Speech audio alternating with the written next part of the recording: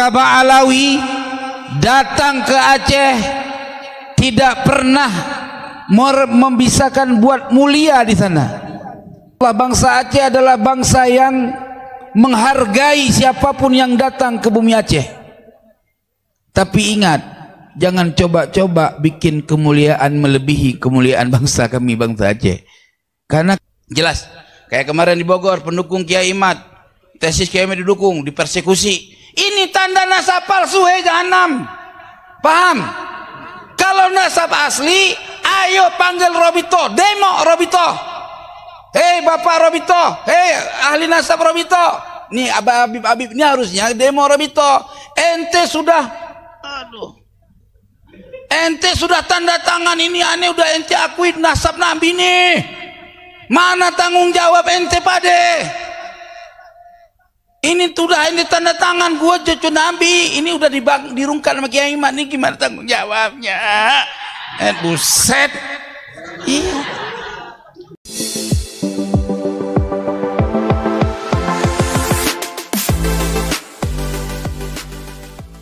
Assalamualaikum warahmatullahi ta'ala wabarakatuh.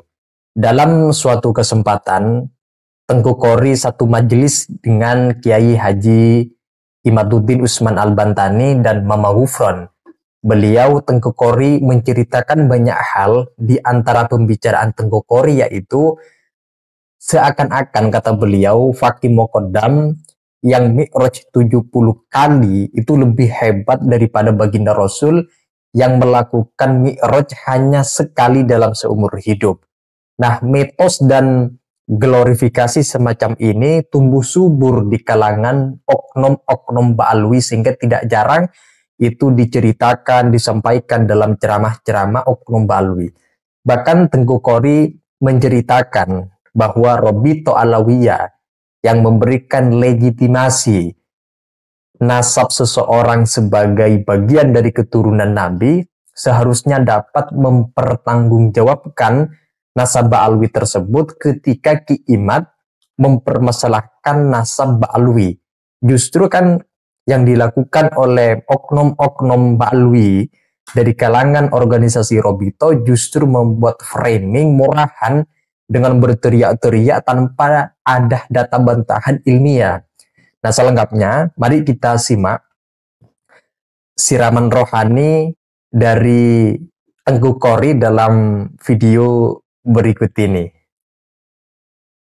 Ka'bah Alawi datang ke Aceh tidak pernah membisahkan buat mulia di sana. Kalau dia buat mulia di sana disebut sama orang Aceh Pusai dan tung artinya tuh. Nggak tahu. Apa Said anak tong sampah gitu loh. Itu bahasa Aceh. Kalau udah bilang Pusai dan tung, nah itu sakit kali, Pak. Maka tuan-tuan yang dirahmati oleh Allah, bangsa Aceh adalah bangsa yang menghargai siapapun yang datang ke bumi Aceh. Tapi ingat, jangan coba-coba bikin kemuliaan melebihi kemuliaan bangsa kami, bangsa Aceh. Karena kami juga merasa manusia atau bangsa yang paling mulia. Maka ingat, kalau kalian merasa bangsa yang rendah, kalian sampai kiamat akan rendah. Jelas tidak? Kenapa Ba'alawi berani bertindak menganggap dia paling mulia, sedangkan kita merasa paling hina di antara mereka? Pernah dengar orang Aceh melagukan lagu tanah air yang bukan bangsa Aceh? Nggak ada di Aceh lagu ya darim, nggak ada. Aceh punya lagu sendiri, mau dengar? Ya. Megare hitam memana hairakan, getanya kenang jasa syuhada. Putih gareh memaknakan suci, berkat perang Sabi syahidlah pahla. Bintang bulan bake megah meuke Islam ku hukum dum aso bangsa. Panjang. Artinya apa? Dalam lagu-lagu Aceh tidak akan pernah luput dalam perkataan syair-syair Aceh ulama dan syuhada. Kenapa? Karena kami selalu mengenang darah para syuhada, sehingga kami tidak takut mati untuk membela tanah air bumi pertiwi. Jelas tidak? Singkat cerita tuan-tuan yang dirahmati oleh Allah, ini abad ke-14. Wasiat dari Tuan Guru tidak boleh lebih dari 10 menit. Ya. Abad 14 dalam ilmu asraru hurufil hijaiyah fi kasfi yaumil qiyamah, yang dulu saya pernah sampaikan kepada guru-guru kami, dilarang untuk diekspos. Ini abad ke-14 masuk ke abad 15, betul? Artinya abad 14 abad di mana hidup perang berantem berkawan lagi, ribut berkawan lagi, cerai satu rujuk lagi. Itu abadnya. Putus nyambung lagi, putus nyambung lagi. Jelas tidak? Tetapi masuk dari abad ke-14 yaumad dad, huruf dad. Apa makna huruf dad? Yaumad dalalah. Maka nasab-nasab palsu hari ini rungkat, teman-teman yang dirahmati oleh Allah. Kenapa rungkat? Nabi bilang dari dulu, Nabi sudah wasiatkan akan datang zaman di mana zaman itu zaman fitnatus sarra. Tahu fitnah sarra? Fitnah orang ngagul-ngagul kemuliaan. Siapa mereka? Mereka orang yang mengaku-ngaku keturunanku, namun mereka bukan keturunanku. Jelas tidak? Kumaha ieu teh? Tecepol sia, modar sia. Betul enggak? Lagi belajar bahasa Banten. Jadi tuan-tuan yang dirahmati oleh Allah, muncul ke zaman sesat apa? Buktikan sekarang viral yang kita nggak pernah tahu adanya Mi'raj selain Nabi. Pernah tahu? Pernah tahu nggak ada Mi'raj selain Nabi?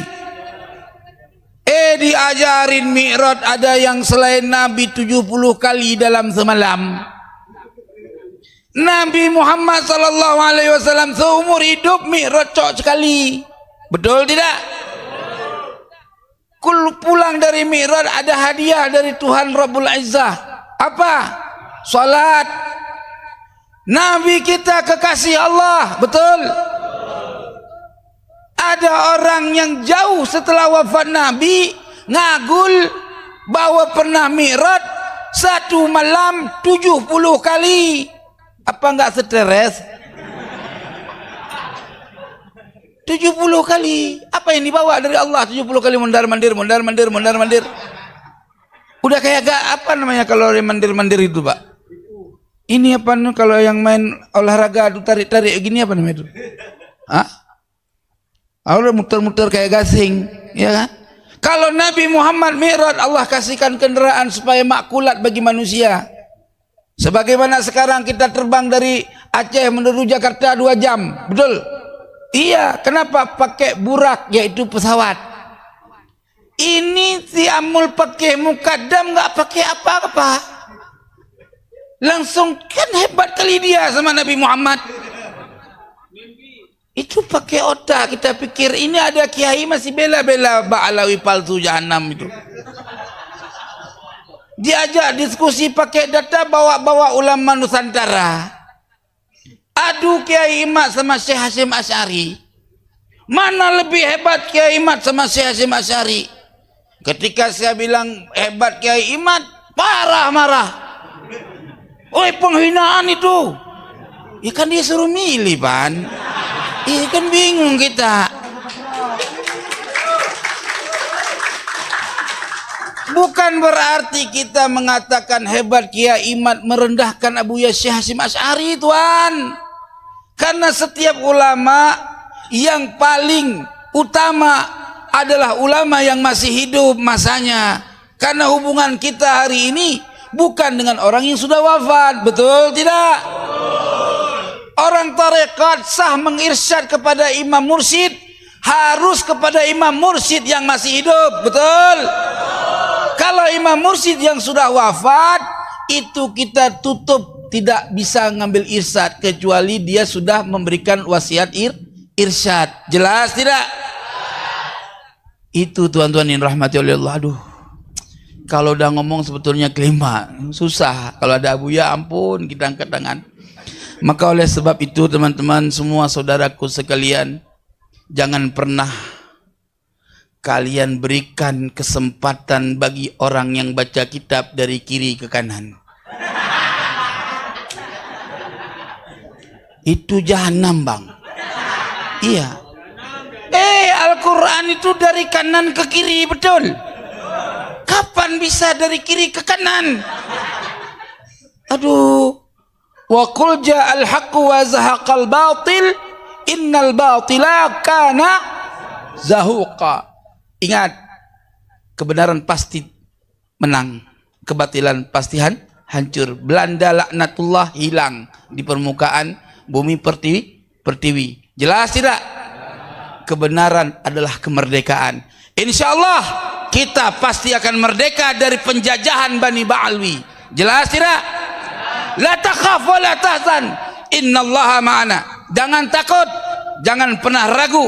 Kita lawan. Kalau kalian tidak lawan, ya setiap saat kalian akan dijazah. Jelas?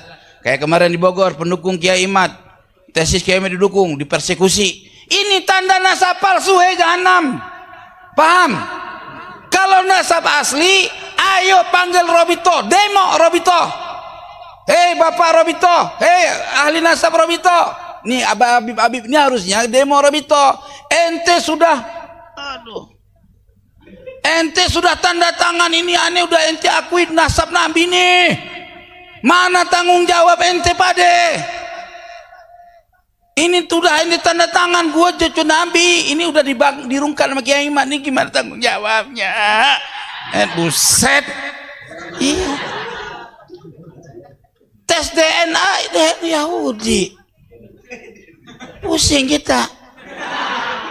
Nasab buatan abad 9 karya Ali As-Sakron, tesis Kiai Imad dibilang kagak ilmiah. Giliran tesisnya Ali As-Sakron yang ngagul keturunan Nabi tanpa ada referensi dianggap ilmiah. Itu namanya lempar batu sembunyi tangan. Plus wallah, aduh, sudah cukuplah ya. Teman-teman, cerita-cerita yang disampaikan oleh Tengku Qori yang barusan kita simak, semuanya hampir merata diceritakan oleh timnya Kiai Haji Imaduddin di setiap ceramah-ceramahnya. Glorifikasi dan doktrin-doktrin menyesatkan umat itu tidak jarang terdengar dari ceramah-ceramah oknum Ba'alwi. Dari situ kemudian seolah mereka paling merasa suci sendirian.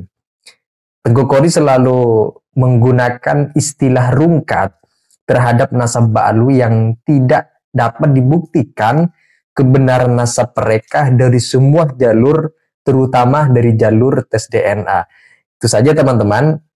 Kalau ada yang ingin disampaikan terkait dengan video yang barusan kita simak, ceramah dari Tengku Qori, silakan tulis di kolom komentar. Sekian dari saya. Wassalamualaikum warahmatullahi wabarakatuh.